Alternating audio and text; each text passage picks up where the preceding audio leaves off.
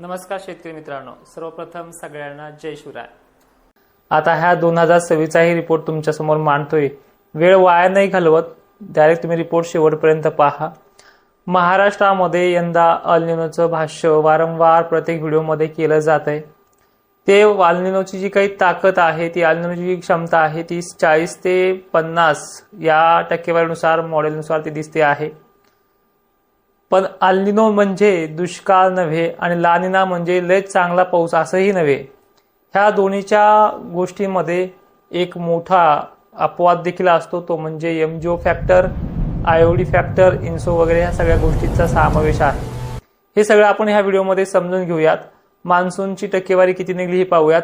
गेल्या वर्षी किंवा त्याच्या आदल्या वर्षी किंवा त्याच्याही पहिल्या वर्षी ह्या 4 वर्षांमध्ये कसं मान्सूनची साखळी राहिली, त्याचा भारतावरती कसा परिणाम झालाय आणि हा येणारा जो काही 2026 हा आपला जो काही सीझन आहे हा कसा जाईल ह्या व्हिडिओमध्ये शेवटपर्यंत समजून घेऊयात। व्हिडिओ शेवटपर्यंत पहा आणि हा रिपोर्ट अनेक शेतकऱ्यांपर्यंत फॉरवर्ड करा। चला आता रिपोर्टला आपण बघूयात। अल निनो आणि ला निना हा नेमकी भानगड काय आहे पहिले आपण ह्या व्हिडिओमध्ये ह्या इमेजनुसार समजून घेऊयात। ज्यावेळेस अमेरिकेच्या या भागाजवळ पाणी थंड राहतं, टेम्परेचर कमी राहतं, उदाहरणार्थ पाणी गरम असेल तर अल निनो होतो आणि नॉर्मल थंड असेल नॅचरल कंडिशन होते आणि चांगल्या पद्धतीने टेम्परेचर कमी असेल तर त्याला ला निना म्हटलं जातं। त्या पद्धतीने तिची ऍक्टिव्हिटी असते जी आपण टेम्परेचर जसं 1 पॉईंट 2 पॉईंट 3 पॉईंट। तर ह्यावेळेस अल निनोची तीव्रता जसे ह्या पाण्याची इथं आता वरच्या इमेजमध्ये इथं पाणी ऑस्ट्रेलियाजवळ गरम दाखवलंय, वॉर्म वॉटर म्हणतो याला आपण, आणि इथे काय दाखवलंय अल निनो काळामध्ये अमेरिकेजवळ दाखवलेलं आहे। अजून असा पॅटर्न त्या सॅटेलाइटमध्ये दिसत नाहीये, तिथे टेम्परेचर अशा पद्धतीने दिसत नाहीये, तरी आपण याला न्यूट्रल कंडिशन समजून आपण यावरती अभ्यास करतोय। तर गेल्या वर्षी 2025 मध्ये हा पॅटर्न भरभक्कम राहिलाय।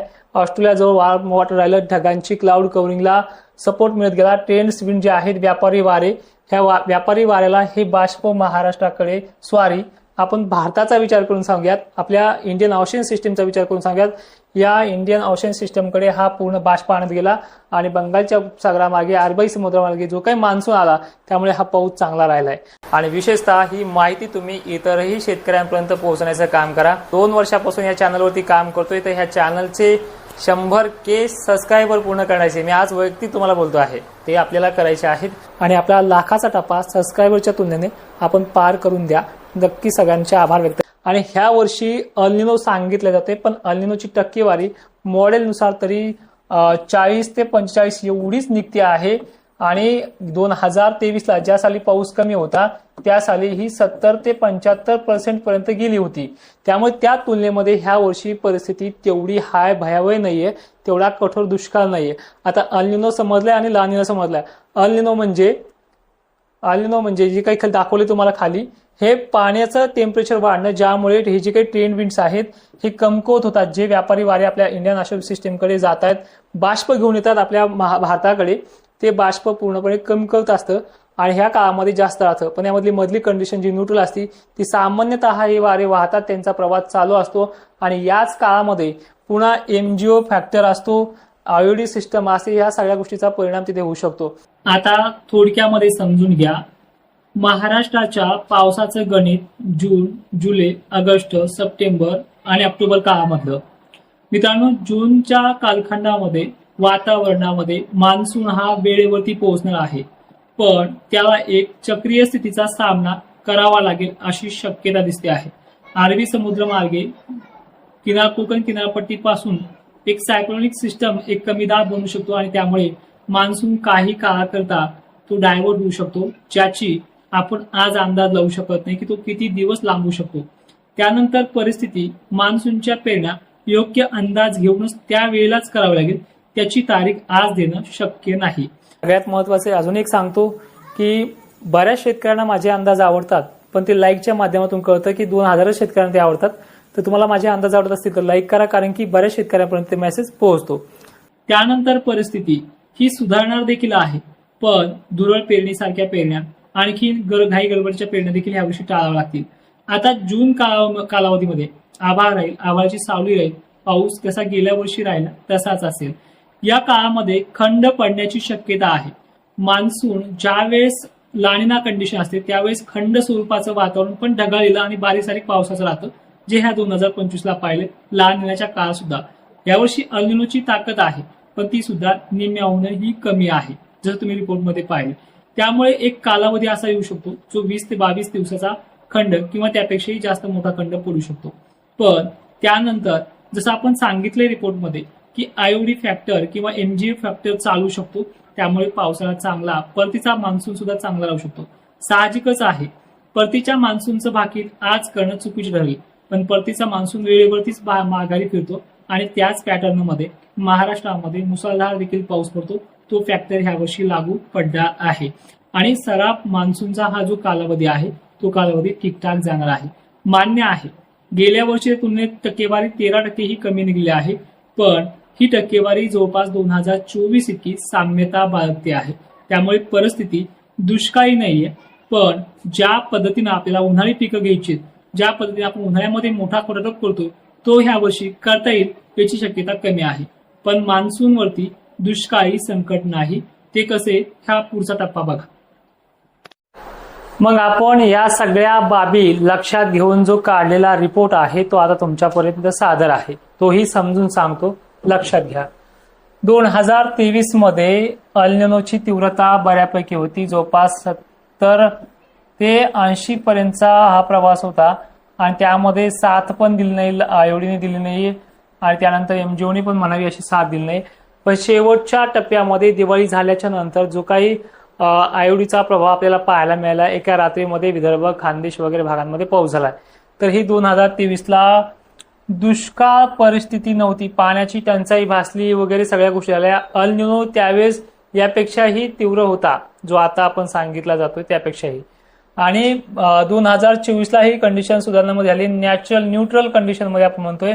त्यावेळेस आपली टक्केवारी 82 निघली होती, तोही रिपोर्ट आपण दाखवतोय. आणि त्यावेळेस आपण गेल्या वर्षी 2025 मध्ये मार्च मध्ये जी काही टक्केवारी काढली होती ती आहे 93%.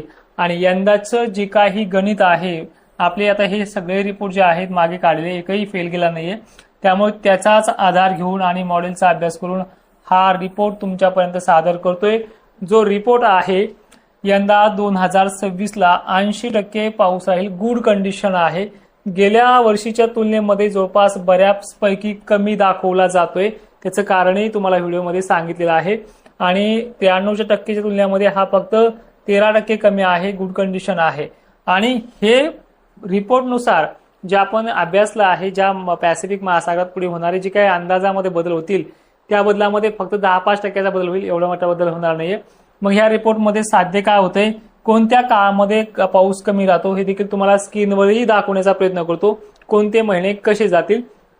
तर बघा, तरी व्हिडिओच्या माध्यमातून सांगतोय की जून जुलै हा जो काय महिना आहे हा कमकुवत पावसाचा महिना आहे.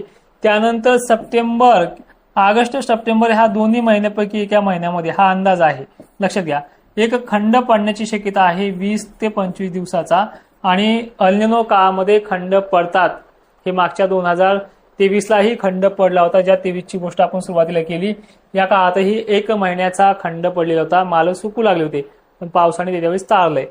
तर हा खंड देखील पडण्याची शक्यता आहे यंदा 2023 मध्ये, 26 मध्ये.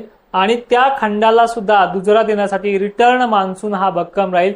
एक्झॅक्टली सप्टेंबर शेवटी ऑक्टोबरच्या सुरुवातीला असा एक 40 ते 35 दिवसाचा असा कालावधी आहे. आयोडीमुळे म्हणा किंवा एमजीओमुळे म्हणा त्या काळामध्ये होईल. एमजीओ आणि आयोडी हे पॉझिटिव्ह होतीलच का, याची शाश्वती आहे का? तर हवामानातील चढ उतार असे आहेत मित्रांनो, टेम्परेचर हाय लेवलला गेलंय आणि जसं तुम्ही सुरुवातीला आयोडी बद्दल बघितलंय, तर अशा प्रकारच्या टेम्परेचरमुळे हे बदल होण्याची शक्यता आहे. अल निनो म्हणजे दुष्काळ नाहीच. आणि सगळ्यात महत्वाचा प्लस पॉईंट सुद्धा असा आहे की तुम्ही पहा, आता जो काही एप्रिलचा आणि मार्चचा जो काही पावसाळा असणार आहे उन्हाळ्यातला ह्या 2026चा, हा सुरुवात करणार आहे 20 ते 22 तारखेपासून अवकाळीची महाराष्ट्रामध्ये ठिकठिकाणी हा पडेल. पण एप्रिल महिना भरभक्कम पाऊस जाईल आणि वेधशास्त्रानुसार पाडव्यानंतर आलेले पावसाळा जसं गेल्या वर्षी पाहिला आपण मे महिन्यामधला पावसाळा, तो एक चांगला पोषक वातावरणासाठी ठरलेला जातोय. जूनमध्ये तो मागे पुढे करतोय पण तो फायदेशीर ठरलेला आहे, असा ऑन रेकॉर्ड आपल्या अंदाजाचा ह्या वर्षी राहिलेला आहे. हा देखील रिपोर्ट चांगला राहील, काळजी करू नका. परतीचा मान्सून भरभक्कम आहे. फक्त जो काही आपला मान्सून येतोय नैऋत्य मोसमी मान्सून तोच कमकुवत आहे. पण यामधून तुम्हाला मी मागेही सांगितलं की दुष्काळ हा पडणार नाही. पण माहिती शेवटपर्यंत पाहणाऱ्या शेतकऱ्यांचे धन्यवाद आणि ही माहिती सर्व शेतकऱ्यांना पाठवण्याचा प्रयत्न करा. जय शिवराय.